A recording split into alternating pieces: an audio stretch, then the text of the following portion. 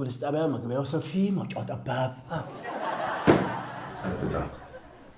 የወሰዷቸውን ልጆች ወዴት ነው የሚያስገቧቸው? አቤት ሲያሳዝን! ዱብ ዱብ ዱብ ዱብ ወይኔ በየመሬቱ ሲጎትቱት ደፋ ሲያደርጉት ቀና ሲያደርጉት አቤት አቤት አቤት አቤት! ምን ዋጋ አለው? ልደርስለት ስል ባልቦላ አራስ ነብር ሆነው ጠበቁ። እኔም ለራሴ ፈራሁ፣ ሸሸው። ዘንድሮ እንደሆነ ልጆቹ ወዴት ተለቃቅመው እንደሚሄዱ አይታወቅም። እንዴ ለራሴ ሰጋው። ኩምቢ ቦልስ። አዎ የድሮ ኩምቢ ቦልስ አስፋልቱ ዳር ቆሞ እየጠበቀው ነበር። 10 ልጁን ይዞ ኩምቢ ቦልስ እያለ ነው ሄደው። አልገባኝም። ቆይ ምን እያሉ ነው? ነፃ ሰው ብለን ለቆኖታል እኮ። ከናችሁ ካስቀምጣችሁ ዶሴ ውጪ ለማህበረሰቡ ንጹህነትን የሚያረጋግጥ የሆነ ነገር ያስፈልገኛል። እሱን ብቻ አድርጉልኝ። ምንድን ነው እሱም? ቆይ እኛ ነፃ ኖት ብለን ከመልቀቅ ውጭ ምን ማድረግ እንችላለን? እንግዲያው ምንም ማድረግ ካልቻላችሁ መታሰር ፈልጋለሁ። እስር።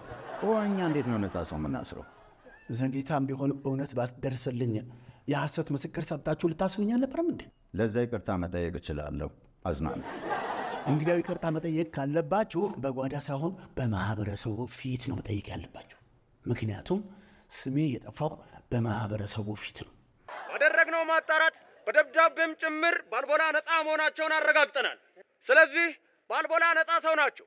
ለልጆቻችሁም ስጋት አይፈጥሩም። ወደ ቀድሞ ወዳጅነታችሁ መልሷቸው። ሰማችሁ? አረጋገጣችሁ? አያችሁ? ስሜን ባጠፉበት ጎዳና ስሜን ይመልሱ ብዬ ነው። የሚሰማኝ አጣሁ እንጂ ድሮ ባልቦላን የመሰሉ እኝን የመሰሉ አዛውንት በሰፈራችን እየተከበሩ ይሄን ነውር አይሰሩም ብዬ ነበር። ሳሚ አጣሁ።